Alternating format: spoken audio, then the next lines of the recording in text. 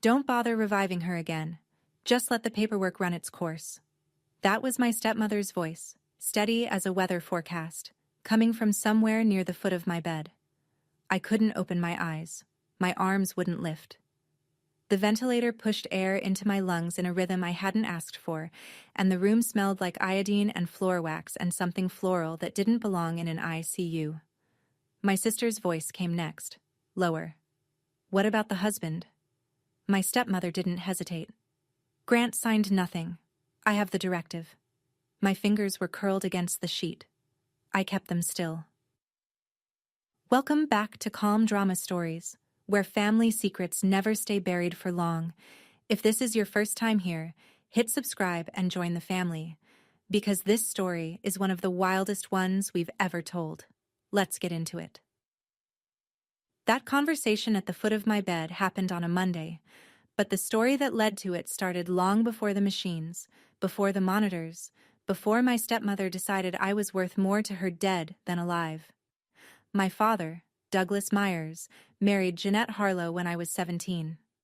I remember the wedding because it was the first time I saw my father cry since we buried my mother. Different tears, though. My mother's funeral was December. Snow on the parking lot.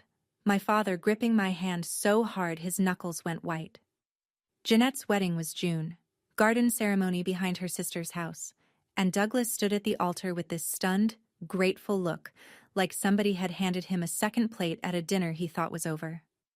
Jeanette wasn't a villain back then. I need you to understand that. She had her own daughter, Kelsey, who was 14 and nervous, and stood next to me during the ceremony in a dress she clearly hated. Jeanette herself was 42, with short brown hair and the kind of practical shoes that said she didn't have time for nonsense. She had been a bookkeeper at a medical supply company before she met my father. She quit that job to take care of him when the diagnosis came. Chronic obstructive pulmonary disease, then lung cancer. 12 years of oxygen tanks, hospital visits, medication schedules, and slow, patient decline. Jeanette managed all of it. She drove him to oncology appointments in her sedan with the cracked dashboard. She organized his pills in a weekly tray with little blue lids. She slept on a cot next to his hospital bed the last 3 months of his life and did not complain once. At least, not where I could hear her. Douglas died 14 months before I woke up in that ICU. He was 67. I was 28, newly married to Grant, working freelance as a graphic designer from a desk in our spare bedroom. And there was one thing my father asked me to do before his mind started clouding from the morphine. He asked me to sign a healthcare power of attorney naming Jeanette as my decision maker. I was 23 when I signed it, unmarried. Jeanette was the closest thing I had to a mother. My father handed me the pen, and I didn't think twice. I should have thought twice. The first thing I remembered after the darkness was the beeping. One tone, repeated, exactly 4 seconds apart. Mechanical and indifferent as a metronome. Then the ventilator. A hiss, a push, a hiss, a push. Air forced into my chest like someone inflating a balloon that didn't want to be inflated. My mouth was dry. My tongue felt 3 sizes too big. My eyelids were sealed shut, not by choice, but by whatever the human body does when it shuts down and restarts in the wrong order. I tried to move my right hand. Nothing. Tried the left. A twitch, maybe, or maybe I imagined it. My legs felt like they belonged to someone else, heavy, distant, numb from the hips down. Then the voices. At first, they were just sound. Shapes of words without meaning, the way you hear a conversation in a language you don't speak. Gradually, the shapes sharpened. Said the neurologist is coming Tuesday. That was Kelsey. I recognized her before I recognized the words, because she was wearing that perfume, vanilla and oat milk, sweet enough to make your sinuses ache. She'd worn it since college. It was the first thing I identified in that room that wasn't medical. Tuesday is too late. That was Jeanette. Closer. Near the left side of my bed. Maybe standing. Maybe sitting in the vinyl chair I could hear creak when she shifted. A third voice. Male. Older. Professional. Mrs. Harlow, the patient's condition is stable. There's brain activity. We need to give the body time to... She wouldn't want to live like this. Jeanette's voice cut him off, and I felt something cold move through my chest that had nothing to do with the ventilator. I know my stepdaughter. She would not want machines keeping her alive. I wanted to scream. I wanted to sit up and grab her arm and say, "I'm right here. I can hear you. I am alive." But my body stayed flat, sealed, silent. The muscles in my jaw wouldn't clench. My vocal cords wouldn't vibrate. I was locked inside myself, and the woman sitting next to me was trying to throw away the key. Kelsey's voice, near the window. "How long before they actually, you know?" Jeanette didn't pause. "There's a process. We just have to be patient." The manila folder came the next morning. I heard Jeanette's heels first, 3 quick clicks on the linoleum, then the softer scuff of her sitting down, then the unmistakable sound of a clasp being unfastened and paper sliding out. She didn't close the door all the way. The hall noise, a cart rolling, a distant intercom, leaked in around the edges. "Look at this." Jeanette's voice was low, directed at Kelsey. Paper rustled. "Douglas set up the trust so she gets it all at 30. All of it. $4 million. The number hung in the air. 4 million. I'd known about the trust in a general way. My father had mentioned it twice, once when I was 21 and once a few months before he died. He'd said it was my mother's life insurance money, invested and grown over 2 decades. He'd set it to release on my 30th birthday. I hadn't thought about the details. I hadn't needed to. Kelsey's voice. "She's 29. 6 days." Jeanette's voice was tight, controlled, the way she sounded when she was calculating something. 6 days and she turns 30. And if she's alive when that happens, every cent goes to her. Not us. Her. But if she... Kelsey trailed off. "If she doesn't make it to 30, the trust reverts to Douglas's estate, which, per the will, comes to me." A pause. All of it. I lay there, breathing the ventilator's rhythm, and felt the room rearrange itself around a fact I hadn't understood until that moment. The trust wasn't just money. It was a clock. And Jeanette had been counting the days since the moment I was admitted. 6 days.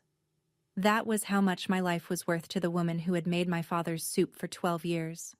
Not because she hated me, not because I'd done something wrong, but because a calendar and a bank account had aligned in a way that made my death convenient. I heard her close the manila folder and set it on the bedside table. The clasp clicked shut. I felt the weight of it there, 3 inches from my hand, like a verdict someone had already signed. Grant and I had a thing about Tuesdays. It started when we were dating. He was working construction, still is, and his crew ran Monday through Saturday, early starts, long days, the kind of work that leaves your hands raw and your back stiff by Wednesday. But every Tuesday at noon, no matter what, he'd call me. Not text. Call. He said texting felt like leaving a note on someone's door instead of knocking. The first Tuesday he called, I was sitting cross-legged on the kitchen floor eating cereal out of the box and trying to fix a logo for a plumber in Ridgedale who wanted something classy, but also tough. Grant asked what I was doing. I told him. He laughed. He had a laugh that sounded like it surprised him every time it happened. After we got married, the Tuesday calls stayed. Sometimes they lasted 2 minutes, sometimes 20. The content didn't matter. He'd tell me about a beam that came in warped or a new guy on the crew who couldn't read a level. I'd tell him about a client who wanted their website to look more blue, but not blue. We didn't solve anything. We just checked in. The last time I talked to Grant before the accident was a Tuesday morning. He asked if I needed him to come with me to the cabin. Jeanette had called that morning, invited me up for the weekend. Said Kelsey missed me. Said the cabin needed someone young to help with the gutters. I told Grant no. I'd be fine. It was only 2 hours up the mountain. He said, "Call me when you get there." I said, "I always do." Lying in that hospital bed, counting the hours, I kept thinking about that phone call. Grant didn't know I was here. Or rather, he thought he knew. Jeanette had told the hospital he was overseas. She'd called him and said I was stable. Resting. No visitors recommended. My husband was somewhere out there, probably on a job site, probably thinking about calling me Tuesday, not knowing that the woman he trusted to watch over me was measuring the distance between my birthday and my coffin. I didn't know any of this yet. I learned it later. But lying there, I felt Grant's absence like a missing tooth, a gap where something solid used to be. The first time Donna Kowalski walked into my room, I didn't know she would save my life. She came in at 11:47 p.m. I know the time because she said it out loud, the way nurses do when they're logging vitals. 11:47, checking lines, room 412. Her voice was different from the daytime nurses, lower, unhurried, with the kind of steadiness that comes from doing something 10,000 times. Jeanette and Kelsey had left hours ago. The room was dark except for the blue glow of the monitors. The hallway was quiet. That particular middle-of-the-night quiet that hospitals get, where the silence isn't really silence, but a hum of distant machinery and muffled footsteps, and the occasional page over the intercom. Donna talked to me. Not because she thought I could hear her, at least, not that first night, but because it was what she did. 23 years of nursing had taught her, she told me later, that talking to unconscious patients was just good practice. You never know who's listening, she said, and it's a lonely business, being in a coma. All right, sweetheart, let's check your lines. Her hands were warm and dry, and they smelled like betadine soap, that sharp, clean amber scent that every hospital worker carries on their skin. She adjusted the IV drip, checked the ventilator connections, and pressed 2 fingers to my wrist. Professional. Quick. But gentle in a way that felt different from the way Jeanette touched me. Jeanette's hands were cold. Always had been. And when she touched my arm earlier that day, her fingers pressed in a way that felt less like checking my pulse and more like checking my temperature the way you'd check whether a steak was done. Donna wrote something in a small notebook she carried in her scrub pocket. Not the hospital chart, her own notebook. I'd learn later that she kept one for every shift, every patient. Timestamps, observations, things the official chart didn't capture. Little details, patterns. She clicked her pen, slipped the notebook back into her pocket, and paused at the foot of my bed. You hang in there, sweetheart, she said. Then she walked out, her sneakers squeaking softly on the linoleum, and I was alone again in the blue light. I didn't know it then, but that notebook would become the most important document in my life. Day 2. Jeanette and Kelsey came back at 9 in the morning. I'd been awake, truly awake, not just floating, for almost 30 hours. I'd learned the rhythms of the room, the shift change at 6, the breakfast cart at 7:30, the daytime nurse who hummed country music while she checked the IV bags. Jeanette pulled the vinyl chair closer to my bed. I heard the legs scrape the floor. Kelsey was somewhere near the window. I could tell by the angle of her voice and the faint scratch of her thumbnail against her phone case. They were quiet for a few minutes. Then Jeanette said, in a voice barely above a whisper, "The mechanic did exactly what I asked." My heart rate spiked. I felt it, a surge in my chest, fast and hot, like a fist clenching behind my ribs. The monitor beeped faster, 2 seconds between beeps instead of 4. Mom. Kelsey's voice was sharp. The machine. They both went silent. I forced my breathing slower, counted backward from 10 in my head. 1 Mississippi, 2 Mississippi. The beeping slowed, settled. Kelsey. That was weird. Jeanette. Machines do that. The nurse said it's normal. Kelsey waited a beat then. You said it was just the brakes failing. You told me the brakes failed on their own. They did fail. Jeanette's voice was flat. I just helped them fail. The mechanic loosened the line. It wasn't complicated. Mountain road, steep grade, no guardrail on the first curve. The car does the rest. I lay perfectly still. Sweat had started along the back of my neck, sliding down into the hospital gown, pooling against the pillow. My stepmother had sabotaged my brakes. She had sent me up that mountain road alone, knowing the fawn would give out on the first curve, knowing I'd go through the guardrail or off the shoulder or into the trees. She'd planned it. She'd paid someone. And she was telling her daughter about it 3 feet from my bed, in the same tone she used to describe a recipe. I helped them fail. 4 words. My stepmother had tried to kill me, and now she was sitting close enough for me to smell her lavender hand cream, planning to finish what she started. 41 hours earlier, I was watering a basil plant.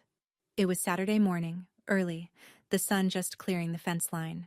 Grant had left for the job site at 5, a weekend pour that couldn't wait. And I was standing at the kitchen window in his old college sweatshirt, pouring half a cup of water into a terracotta pot that had been sitting on the sill since March. The basil was leggy. I'd been meaning to pinch it back for weeks. My phone rang at 7:15. Jeanette. She sounded cheerful, which should have been my first clue. Jeanette didn't do cheerful without a reason. Tori, honey, Kelsey's up at the cabin this weekend and she's just been saying how she misses you. The gutters need cleaning, and I thought, wouldn't it be nice if you came up? Just the girls. The cabin was 2 hours north, up past Tillman Ridge, on a road that twisted through the foothills like a ribbon somebody had dropped. My father had bought it before he married Jeanette, a 3-room A-frame with a tin roof and a porch that looked out over a valley full of nothing. I hadn't been up there since the funeral. I said yes. I shouldn't have. But Kelsey had texted me 3 days earlier, something about feeling disconnected from the family, and I was still carrying enough guilt about not visiting more to say yes to almost anything that sounded like mending. I left at 8. Grant's ringtone, that old country song my father used to play in his truck, went off as I was pulling onto the highway. He asked if I needed company. I said no. The first hour was fine. The second hour, the road narrowed and climbed. I noticed the brakes around mile marker 42. Not gone, just soft. The pedal sank deeper than it should have. I pumped it twice. It caught, then released. The steering wheel shook in my hands. The guardrail came at me like a silver wall. I remember the sound. A grinding shriek, metal on metal. And then I remember the steering wheel spinning loose and the windshield going white, and a thought, clear and calm and completely ridiculous. I didn't water my basil plant this morning. Then nothing. Nothing for 3 days. Back in the ICU. Day 2. Late morning. Jeanette was on the phone in the hallway, and the door was open about 4 inches. Enough for her voice to carry. Yes. Her husband is overseas on a construction project. He's been difficult to reach. A pause. No. I'm her designated decision-maker. I have the healthcare directive right here. I heard the daytime nurse murmur something agreeable. Then Jeanette. I'd prefer if we limited visitors. The doctors say stimulation could set back her recovery. No calls to the room, no outside visitors without my approval. The nurse, young from the sound of her voice, probably new to the floor, said, Of course, Mrs. Harlow. We'll note it in the chart. Grant wasn't overseas. Grant was 40 minutes away, on a construction site in Barlow County, probably eating a sandwich from the gas station on Route 11 and checking his phone for a text from me that wasn't coming. Jeanette knew that. She'd called him the day I was admitted. I pieced this together later, and told him the doctors had everything under control, that I was sedated, resting, and that visitors would only complicate the process. She'd used words like protocol and observation period and the medical team recommends, words that sound official enough to make a worried husband hesitate. And Grant trusted her. Why wouldn't he? She was family. She'd made Douglas's soup for 12 years. She'd held my hand at the funeral and cried real tears. She had a manila folder full of documents that said she was in charge. Kelsey came back from the vending machine. I heard the crack of a soda can, and sat down in the chair by the window. What if Grant just shows up? He won't. Jeanette's heels clicked back into the room. The door closed behind her. I told him she's stable and resting, that the doctors recommend no visitors for optimal recovery. He's not the type to push back on medical advice. She was right. Grant was steady, practical, a man who believed that when a professional told you something, they probably knew what they were talking about. Jeanette had counted on that. She'd counted on his decency. My husband thought I was resting. My stepmother had made sure of that. 6 months before he died, my father called me into his bedroom. It was February. The room smelled like the eucalyptus oil Jeanette rubbed on his chest every morning and the oak dresser that had been there since before I was born. He was sitting up in bed, thin as a broomstick, with an oxygen cannula looped behind his ears and a glass of water sweating rings onto a coaster shaped like a trout. "Sit down, Tori." He patted the edge of the bed. His hand was mostly bone by then, long fingers, raised veins, skin like tissue paper, but still warm. Always warm. "I need to tell you about the trust." He explained it simply, the way he explained everything, like he was walking me through a blueprint. My mother, Lauren, had a life insurance policy, $2 million. After she died, Douglas invested it. Over 18 years, it had grown to just over $4 million. He'd set up a trust to hold it. Distribution date, my 30th birthday. Not a day sooner. "Nobody can touch it," he said. "Not Jeanette, not Kelsey, not even you until your birthday." That's how I set it up. I asked the obvious question, "What about Jeanette?" He looked at the window. The blinds were half open, striping the wall with afternoon light. "I've taken care of Jeanette differently. The house is hers. But this money..." He turned back to me. "This is your mother's money, Tori. Your real mother's." He said it like it was sacred. To him, it was. I didn't ask what would happen if I died before 30. It didn't occur to me. I was 28, healthy, married, employed. Death at 29 was not on my list of concerns. But Douglas had thought about it. He'd thought about everything. And somewhere in the trust documents, in language I'd never read, was a clause that said, if the beneficiary dies before the distribution date, the trust reverts to the grantor's estate. And Jeanette, per Douglas's updated will, was the sole heir of that estate. I didn't know that clause existed until much later, but Jeanette did. She'd known about it for a long time, maybe even before Douglas died. "Your real mother's money?" He said it with reverence. To Jeanette, those same words must have sounded like a locked door. The afternoon of day 2, Jeanette left to meet with Dr. Callahan. I heard her heels click down the hall, fade, disappear. The door stayed open. The room went quiet except for the monitor and the ventilator and the muffled sound of a television playing somewhere on the floor. Kelsey stayed behind. She didn't say anything for a long time. I heard her breathing. Uneven, wet. The kind of breathing that comes before crying. Then she moved closer. The vinyl chair creaked. Her perfume, that vanilla oat milk, came with her. "Tori." Her voice was barely a whisper. "I didn't want this." She paused. I heard a sniffle, then the sound of her wiping her face with the back of her hand. "Mom said it was the only way. She said you'd never even know. She said the accident would look like brakes just fail sometimes, right? On mountain roads?" She said it happens all the time. Kelsey's voice cracked. I didn't think she'd actually do it. I thought she was just talking. You know how she talks." I knew how she talked. Jeanette talked about things the way she managed pill schedules, with precision and follow-through. "Your dad, Douglas. He left you everything, Tori. Everything. Mom got the house, and it's not like the house is nothing, but there's no cash, no savings. The medical bills ate everything that wasn't in the trust. Do you know what it's like watching your mom count coupons at 54? Clipping them from the Sunday paper with kitchen scissors because she can't afford the digital ones?" Kelsey's voice was rising now, tangled with tears and something that sounded almost like anger. Not at me. At the situation. At the way the numbers had arranged themselves. "I owe $87,000 in student loans. I have a business degree I can't use because nobody's hiring and my boyfriend left last month, and I'm 26 and I live with my mother in a dead man's house." She exhaled hard. "I'm sorry, Tori. I really am."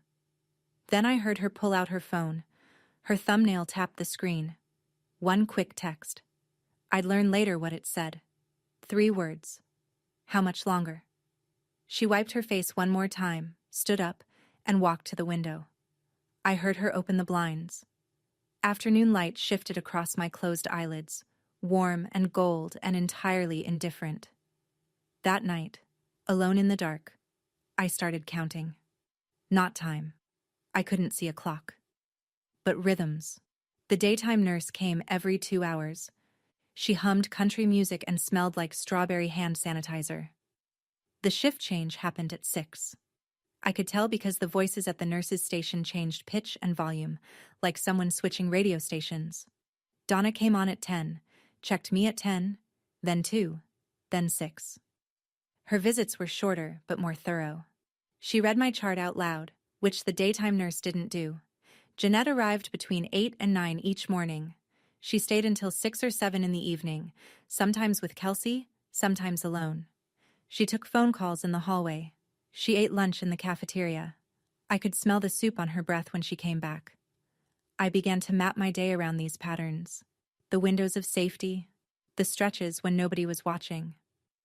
Between 2 and 6 in the morning, Donna's gap, I was alone. I used those hours to test my body. I started with my toes, the right foot first. A curl, a flex, a release. It hurt. A deep electric ache that ran from my ankle to my hip. But it happened. Movement. Voluntary, deliberate movement. Then my fingers.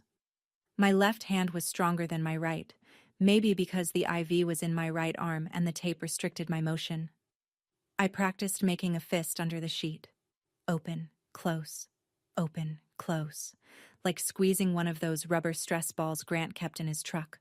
My throat was the biggest problem. I could swallow. The ventilator forced air in, but my throat muscles still worked enough to manage saliva. But my voice was locked behind something I couldn't identify. Whether it was weakness or swelling or pure neurological confusion, I didn't know. I tried to whisper once, in the dark, and what came out was less than a whisper. A hiss of air with no shape to it. I had no phone, no voice, and no way to sit up. But I had something Jeanette didn't know about. I was awake. And I was counting every minute she was gone. Day 3. The conversation that changed the math. Jeanette caught Dr. Callahan outside my room. The door was open about 6 inches. Enough to hear everything if I held my breath and let the ventilator do the work. Dr. Callahan, I need to discuss the timeline. Jeanette's voice was measured, polite, with an undercurrent of steel. She's been in a coma for 3 days. The EEG shows minimal brain activity. I have the advance directive authorizing withdrawal of life-sustaining treatment. Callahan spoke slowly. He had the kind of voice that carried weight without volume, the voice of someone who'd delivered bad news 1,000 times and knew that speed was the enemy of clarity. Mrs. Harlow, I understand your position, and I respect the directive. But hospital protocol requires 72 additional hours of observation before we can proceed with withdrawal of life support. This gives us time to... 72 hours? Jeanette's composure slipped for half a second. That's almost past her. Silence. I felt the pause in my chest. Past her what, Mrs. Harlow? A beat. 2 beats. Past what I can handle emotionally. I've been here every day. I need closure. Callahan didn't buy it. I could hear it in the way he paused before responding. Not long enough to be rude, but long enough to be deliberate. 72 hours is standard, ma'am. I'll schedule the evaluation for Thursday morning. If the results are unchanged, we'll discuss next steps then. Thursday morning. My birthday was Thursday. 72 hours from Wednesday morning was, roughly, Thursday at dawn. If Callahan ran his evaluation at 8 a.m. Thursday, the trust would have already distributed at midnight. Jeanette would lose everything. I heard her heels start pacing in the hallway. 3 steps, pivot, 3 steps back. The sound of someone doing arithmetic in her head and not liking the answer. Is there any way to expedite the process? Jeanette asked. A second opinion? A transfer to another facility? You're welcome to seek a second opinion, Mrs. Harlow, but a transfer would reset the observation clock. The pacing stopped. I heard her exhale. Sharp. Controlled. The kind of exhale you make when you're swallowing a scream. 72 hours. I didn't know if that was enough time, but it was all I had. Night 3. 9:15 p.m. The hallway was quiet. Past visiting hours. but Jeanette had used the healthcare directive to get after-hours access. She and Kelsey came in together. I smelled Jeanette's lavender hand cream before I heard the chair legs scrape. They whispered. Not out of concern for me. They thought I was as responsive as the mattress I was lying on, but out of habit. When you're planning something criminal, your voice drops whether anyone can hear you or not. I called Reinhardt this afternoon, Jeanette said. He says we can file for an emergency court order to override the 72-hour protocol. Compassionate withdrawal. A judge can sign off by Thursday morning. Thursday morning is her birthday, Mom. Kelsey's voice was tight. I know. That's why I need the order signed by Wednesday night. If we can get a judge to authorize withdrawal Wednesday evening, the hospital has to comply. She'll be gone before midnight. If you've ever had to lie still while someone planned your death 3 feet from your face, I can tell you this. Your body wants to scream. Every muscle, every nerve, every fiber that evolution spent 1,000,000 years building, all of it screaming move, fight, run. But the part of your brain that kept our ancestors alive in the tall grass, the part that knows sometimes the only way to survive is to play dead, that part says, don't. Move. I didn't move. Kelsey. What if she wakes up before then? She won't. The doctor said brain activity is minimal. She's gone, Kelsey. We're just making it official. She's gone. We're just making it official. My stepmother was writing my eulogy while I counted the seconds between her breaths. Peppermint tea. That's what her breath smelled like that night. She'd had peppermint tea in the cafeteria, and she was sitting close enough for me to feel the warmth of each exhale on the back of my hand. I had a deadline now. Wednesday night. Less than 36 hours. If I couldn't find a way to get word out before Jeanette got that court order, she'd have legal authority to end my life with a judge's signature and a doctor's nod. I clenched my fist under the sheet. Just once. Then I opened it. And I waited for Donna. I know what you're thinking right now. Why didn't I just open my eyes and scream? Why didn't I move? If you've ever been trapped in a body that won't listen, you already know the answer. Your muscles don't cooperate. Your voice hides behind a wall you can't break through. But here's what I need you to know. I was fighting. The only way I could. If this story is hitting close to home for you, drop a comment below. And if you haven't already, hit subscribe. Because what happens next is going to change everything. 2:14 a.m., Donna's second check of the night. The room was dark. The monitors cast that blue-green glow that made everything look underwater. Donna came in quietly, she always did. But tonight she moved slower than usual. She adjusted my IV line, checked the ventilator readout, and then did something she hadn't done before. She lifted my left hand to check the pulse point at my wrist. My finger twitched. It wasn't planned. It wasn't strategic. My body just did it. A spasm. A flutter. The smallest contraction of a muscle in my index finger. But Donna felt it. I know because her hand stilled. Her breathing changed. And she didn't let go. Tori? Her voice was barely above a breath. Can you hear me? I tried again. Concentrated every ounce of whatever neural pathway was still functioning into my left index finger. It moved. A definite voluntary flex. Donna didn't gasp, didn't call for help, didn't rush out of the room. She stood there, holding my hand, and I felt her thumb press gently against my knuckle. A squeeze. Brief, professional, and the warmest thing I had felt in 3 days. Then she let go. I heard the click of her pen, the scratch of writing in her notebook.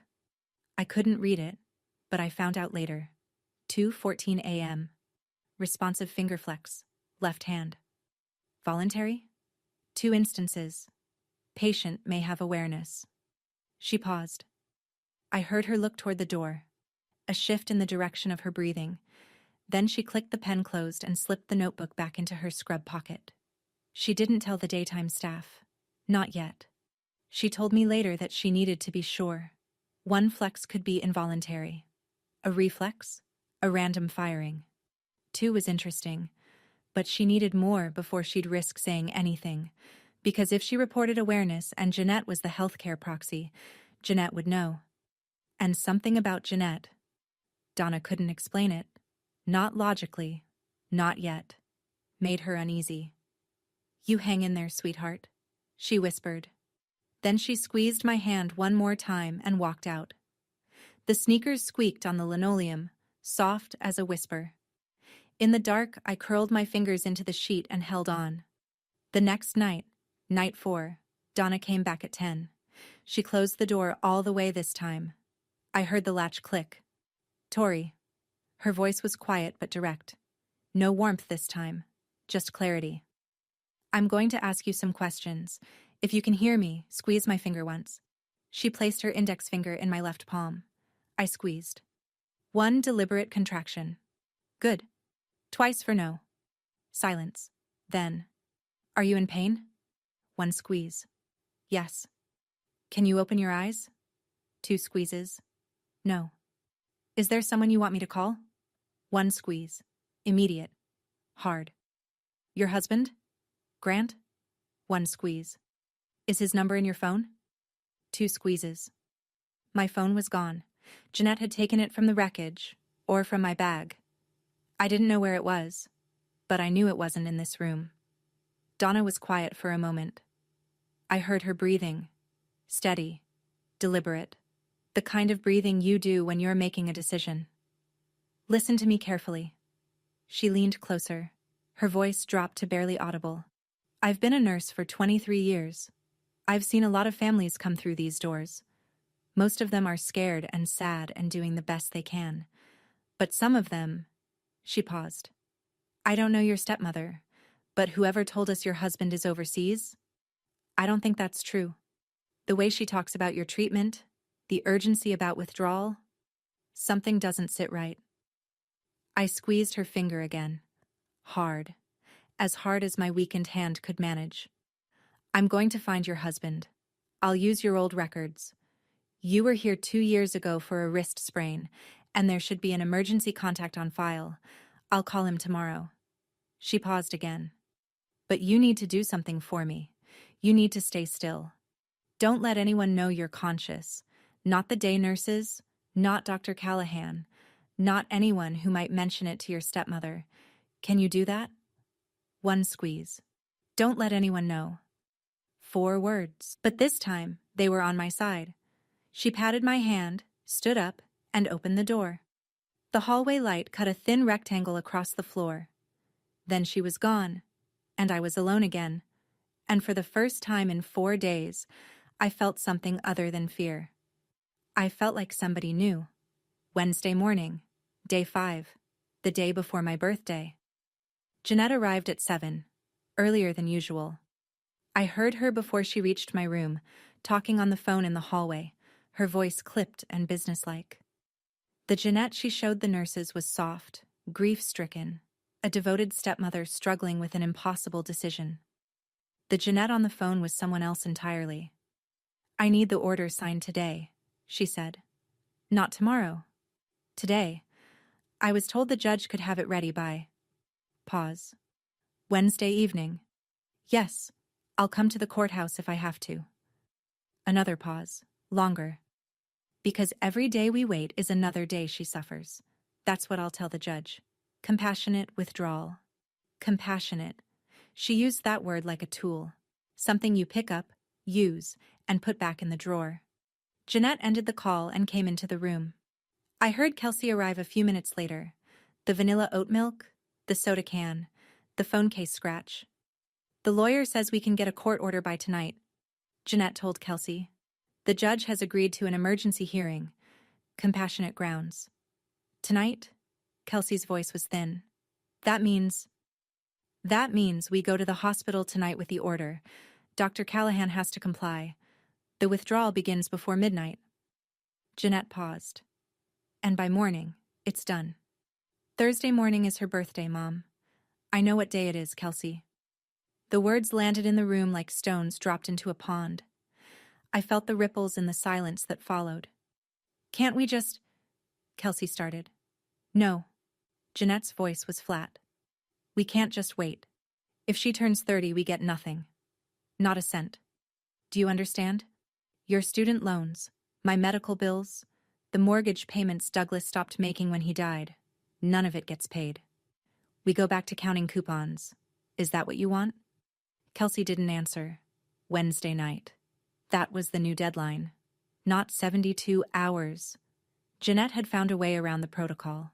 A judge, a court order, a piece of paper that would authorize the hospital to pull my ventilator before the clock struck 12. I had maybe 12 hours. Donna had maybe 12 hours. My birthday was tomorrow. Jeanette wanted me dead by tonight. It was Tuesday. I didn't know that at the time. The days had blurred into one long fluorescent hum. But it was Tuesday. And on Tuesdays, Grant called. He didn't call me because my phone was gone, and the hospital had been told not to let calls through. But he was about to get a call from someone else. Donna found Grant's number in the hospital's records. My emergency contact from a wrist sprain 2 years earlier.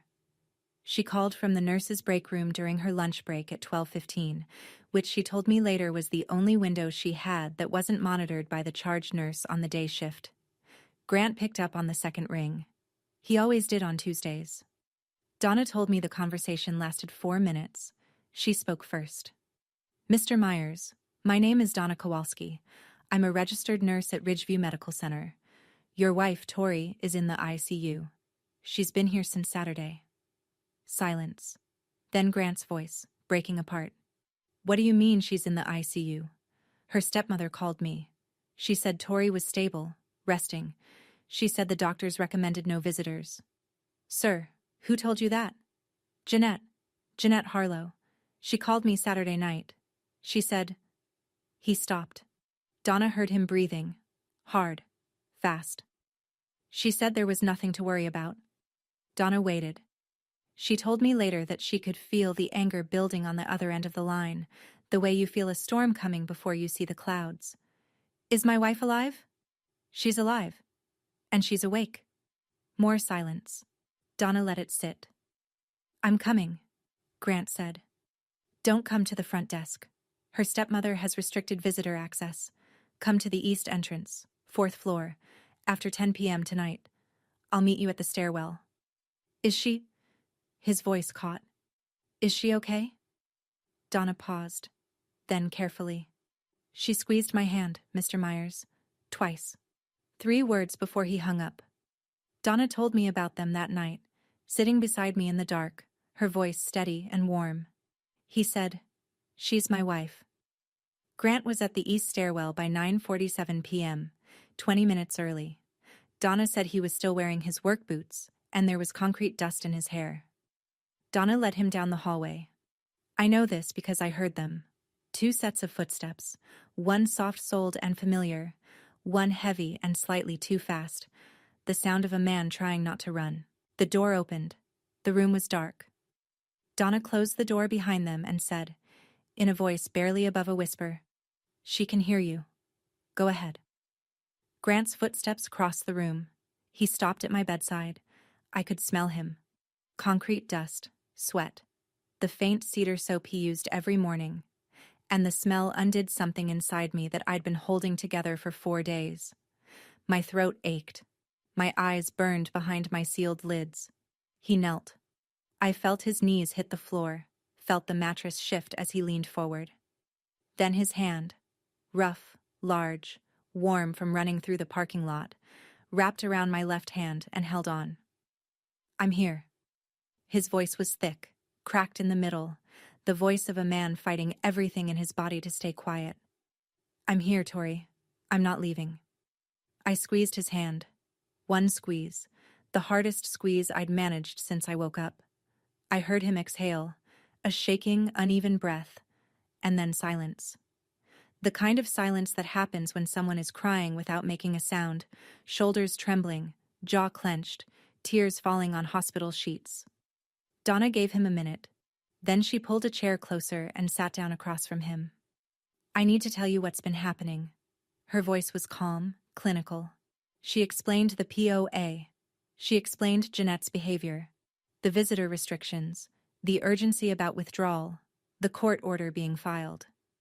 She explained the 72-hour protocol and Jeanette's attempt to circumvent it. She explained what she had heard through cracked doors and noted in her notebook. Grant listened. I felt his hand tighten around mine as each piece fell into place. When Donna finished, the room was quiet. Then Grant said, "What do we do?" "You call a lawyer," Donna said. "Tonight. Preferably one who specializes in trusts and estates.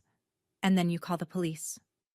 Grant didn't let go of my hand for the rest of the night.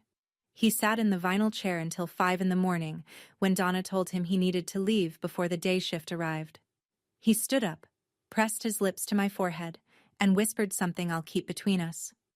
His hand was the last thing I felt before he left. Rough, warm, steady. Not letting go until the very last second. Wednesday morning, 7:15. Grant had left at 5. I was alone. The door opened. No knock.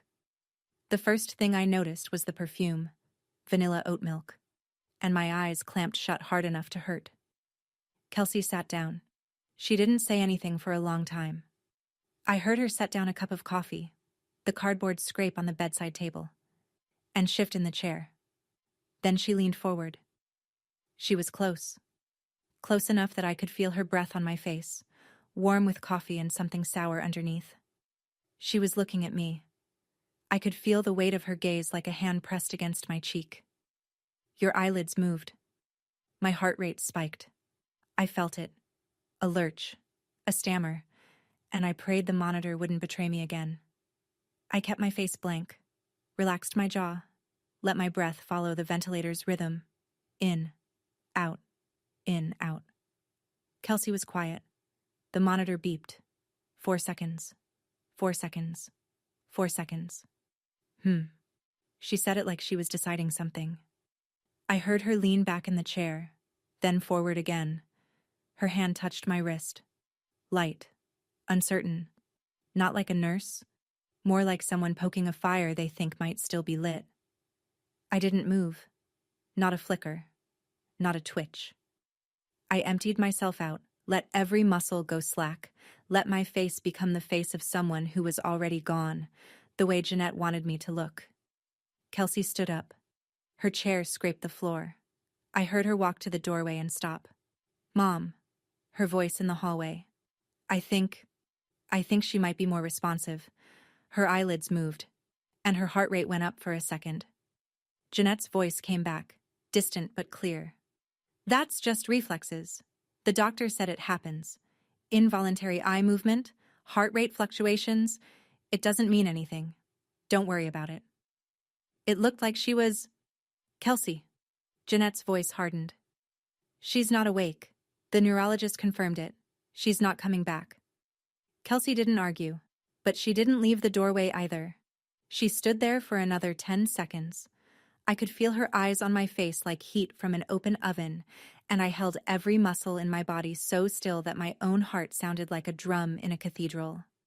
Then she turned and walked away. Grant called Martin Falk at 6:30 Wednesday morning, sitting in his truck in the hospital parking lot with the engine off and the windows down. Falk was the attorney who had drafted Douglas's trust 15 years ago.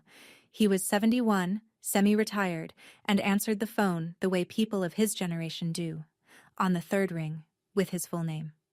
Martin Falk. Grant told him everything. I heard this later, in pieces, from Grant, from Falk, from the police report, and assembled it the way you assemble a puzzle when you already know what the picture is supposed to look like.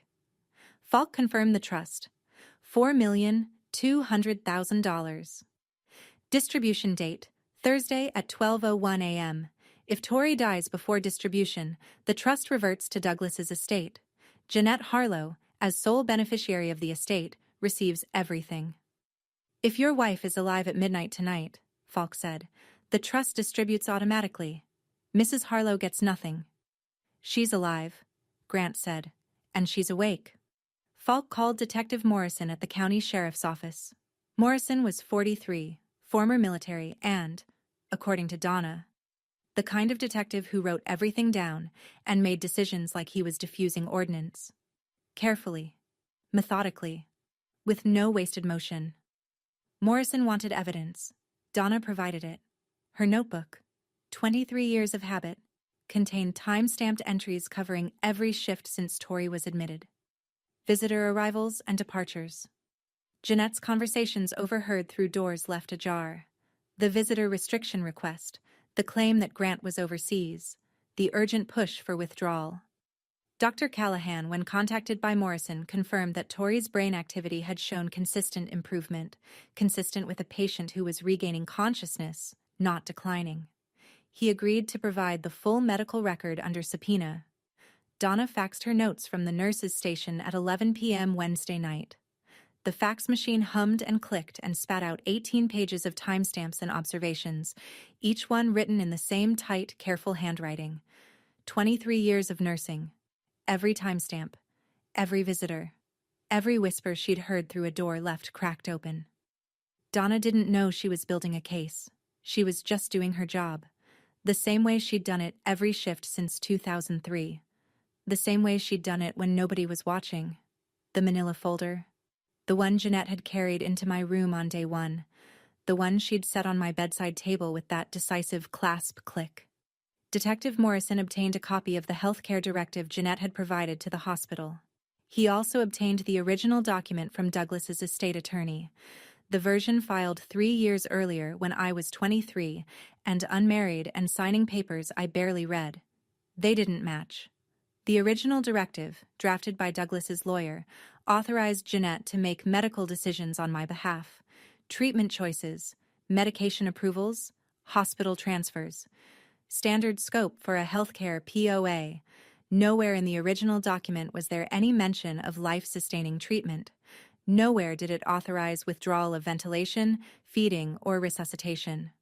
The version Jeanette gave the hospital had an additional page, page 4 of 4. The original was 3 pages. This 4th page contained a specific clause authorizing the healthcare agent to direct the withdrawal of life-sustaining measures, including mechanical ventilation, in the event the patient is determined to be in a persistent vegetative state. My signature was at the bottom, except it wasn't my signature. Morrison's forensic analyst identified it as a scanned copy of my signature from the original document, digitally placed onto the forged page. The resolution was good enough to fool a hospital administrator checking paperwork at intake. But under magnification, the ink density was uniform in a way that a pen-on-paper signature never is. Jeanette had added a page that gave herself permission to kill me and signed it with my own face. Morrison called Grant at 11:30 Wednesday night. "We have enough," he said. "Attempted murder, the brake tampering, conspiracy to commit murder, the plan to withdraw life support, forgery, the altered directive. We can arrest her in the morning." "Morning." Grant's voice was sharp. "She's filed for a court order. It won't be granted. I've contacted the judge's clerk. But if we arrest her tonight, we tip our hand, and we lose the ability to document the court order attempt as additional evidence." Grant didn't like it, but he understood it. The same way he understood construction. You don't pour concrete until the forms are set. The manila folder that was supposed to end my life became the first piece of evidence that would end Jeanette's. Thursday morning, my 30th birthday, 8 a.m. Jeanette and Kelsey arrived together. I heard Jeanette's heels, confident, brisk, and Kelsey's softer steps trailing behind. Jeanette was carrying papers. I heard them rustling in her hand. "We need to speak with Dr. Callahan," Jeanette told the nurse at the station. "I have a court order authorizing—" The door to room 412 opened, but it wasn't Dr. Callahan who walked in first. It was a man in a dark jacket who said calmly and clearly, "Jeanette Harlow?" "Yes? Who are—" "Detective Morrison, County Sheriff's Office. Kelsey Harlow, are you present as well?" "Yes, I'm right here. What is this about?" Kelsey's voice was a full octave higher than normal. "Jeanette Harlow and Kelsey Harlow, you're under arrest for attempted murder, conspiracy to commit murder, and fraud." The room went silent. Not hospital quiet. Silent. The kind of silence that swallows sound. "This is absurd." Jeanette's voice was tight, controlled, but I could hear the edges fraying. She's in a coma. You can't possibly... I opened my eyes. The light hit me like a wall. White, fluorescent, blinding after 5 days of darkness. I blinked. Once. Twice. The room swam. Shapes resolved. The blue monitors. The IV stand. The window with morning light pouring through curtains nobody had bothered to close. And Jeanette, standing at the foot of my bed, manila folder in one hand, court order in the other, mouth open, no sound coming out. I looked at her. I didn't speak. I didn't need to. 5 days of silence, and everything I had to say was in my eyes. Behind her, 2 officers in uniform stepped forward. One of them read the Miranda rights. Jeanette stood perfectly still, like someone who'd been hit but hadn't felt it yet. Kelsey collapsed into the vinyl chair and put her face in her hands and sobbed. Loud, messy, gulping sobs that shook the entire chair. Grant appeared in the doorway. He was wearing the same work boots from Tuesday night. Concrete dust still in the cuffs. Donna stood beside him, technically off shift, still in yesterday's scrubs. Dr. Callahan came last, his expression the careful blank of a man who'd just learned what his patient's family had really been planning. Jeanette looked at me. I looked at her. Neither of us blinked. Then they led her out of room 412, and the morning light stayed exactly where it was. 2 hours later, a man I'd never met walked into my room carrying a leather briefcase and a birthday card. Martin Falk was 71 years old, thin, with wire-rimmed glasses and the posture of someone who had spent 5 decades reading documents. He set the briefcase on the rolling table, opened it with 2 precise clicks, and pulled out a folder, not manila, white, with a blue tab marked Myers Trust. "Happy birthday, Tori." He said it without sentimentality, the way a notary stamps a document, a fact, not a greeting. Grant was in the chair beside me, his hand wrapped around mine the way it had been since the police left. Donna was by the door. She'd refused to leave until Falk arrived, even though her shift had ended 9 hours ago. "As of 12:01 a.m. this morning," Falk said, adjusting his glasses and reading from the trust instrument. "The Douglas R. Myers Irrevocable Trust has fully vested in the sole beneficiary, Tori Lauren Myers. The total value of the trust, as of the most recent quarterly statement, is $4,217,000. He looked up. "It's yours. All of it. No conditions, no contingencies. Jeanette Harlow has no claim. The Slayer statute, which your father's attorney included in the trust terms, would have disqualified her even without the criminal charges." He paused. "Your father thought of everything, Mrs. Myers." I stared at him. My throat was raw. The ventilator had been removed 2 hours earlier, and every breath felt like swallowing sandpaper. But I managed one word. The first word I'd spoken in 5 days. "Thank you." Then I looked at Donna. She was standing against the wall, arms crossed, watching the scene with the expression of someone who'd been doing this for 23 years and had stopped being surprised by anything except this. Her eyes were wet. Just barely. The kind of wet that a woman like Donna would blink away before anyone noticed. "Both of you," I said. My voice was gravel, barely audible, but the room was quiet enough. Donna nodded, a small smile. Then she turned for the door. "For the record," she said over her shoulder, "your vitals were never as flat as they told me." Her sneakers squeaked down the hallway until the sound disappeared, and I held Grant's hand and watched the morning light move across the ceiling of room 412, and thought, I'm 30. The recovery took longer than the crisis. 3 weeks in the hospital. 2 months of physical therapy at a clinic on Magnolia Street, where the waiting room always smelled like lemon disinfectant and someone had taped motivational posters to every available wall surface.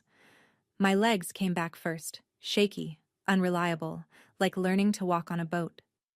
My voice took longer. The vocal cords had been strained by the ventilator tube, and for weeks I sounded like I'd gargled gravel. Grant said he didn't mind. He said he'd listen to me read the phone book if it meant I was talking. Jeanette's case moved through the system the way these things do. Slowly, methodically, with a lot of paperwork. The charges were severe. Attempted murder, based on the brake tampering. The mechanic she'd hired folded within 48 hours of questioning. Conspiracy to commit murder, based on the documented plan to withdraw life support before the trust distribution. Forgery, for the altered healthcare directive. The forensic analysis of the document was definitive. Jeanette's bail was denied. The judge cited flight risk and severity of the charges. Kelsey took a plea deal. Conspiracy to commit fraud. Accessory after the fact. Her attorney argued she was under her mother's influence, which was partially true and partially convenient. She cooperated fully, provided text messages, confirmed the timeline, testified about conversations I'd already heard from my hospital bed. The judge gave her 3 to 5 years. She wrote me a letter from county detention. It was 4 pages long, handwritten, on yellow legal pad paper. She apologized. She explained. She asked if I could ever forgive her. She talked about her student loans and her mother's medical bills, and the feeling of watching Douglas's money go to someone else while they counted coupons. I read it. Every word. I didn't write back. Not because I was angry, though I was, for a long time, but because some relationships can't be repaired with a letter any more than a car can be fixed with an apology. The damage was structural. You don't tape a cracked axle. The house Douglas left Jeanette was subject to forfeiture proceedings once the conviction went through. The court determined the bequest was made under conditions that preceded the criminal conspiracy. I sold it and added the proceeds to my trust. My mother's money, my father's house. All of it finally where it was supposed to be. Some bridges don't need to be burned, they just need to stay exactly where they are, with nobody crossing them. 6 months later, I was sitting at my desk. The spare bedroom was still the spare bedroom. Same desk, same window, same view of the backyard. But it felt different now. I'd repainted the walls. Pale green, like sage. Grant said it looked like a doctor's office. I told him it looked like a room where someone was still alive to pick paint colors. The graphic design project on my screen was for a bakery in Cooperton. They wanted a logo. Something warm. Something with flour on it. I was on my 3rd draft, and none of them felt right. But I wasn't frustrated. I was just working. Working felt like breathing. Ordinary, automatic, and entirely precious. My phone rang at noon. Tuesday.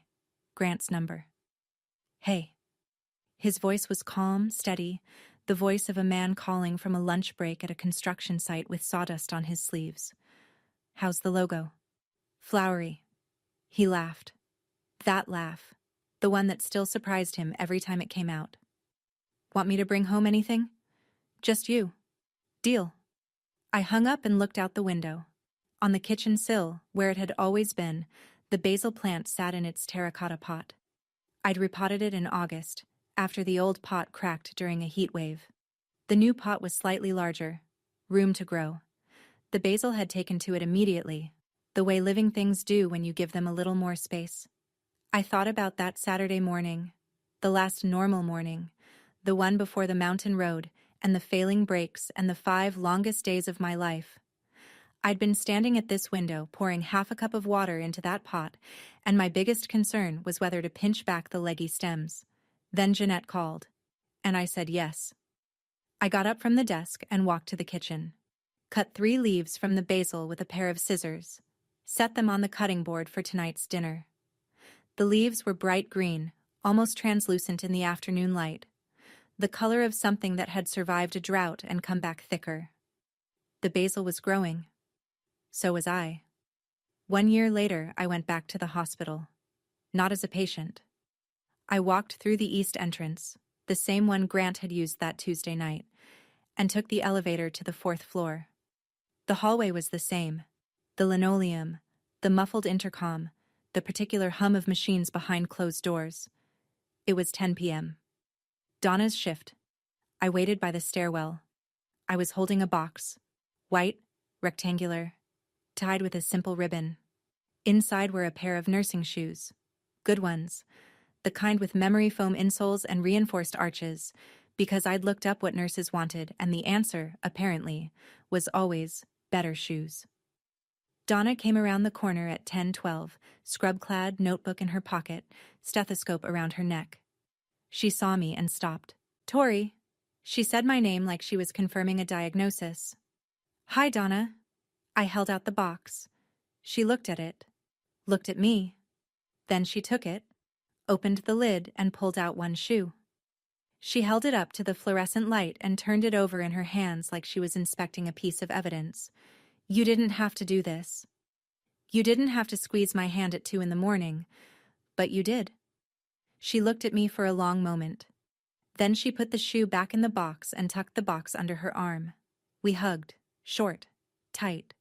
The kind of hug between two people who know that anything longer would require a conversation neither of them was ready to have. "Get out of here," she said, but she was smiling. "I have patience." I walked back down the hallway, past room 412. Someone else's room now, someone else's monitors, someone else's fight. Through the east entrance, into the parking lot. I sat in my car for a minute. The engine was off. The windows were down. The night air smelled like cut grass and the first cold edge of autumn. Some people save your life with surgery. Some save it with a phone call at 2 in the morning. Donna saved mine with a notebook, a squeeze, and a pair of squeaky sneakers.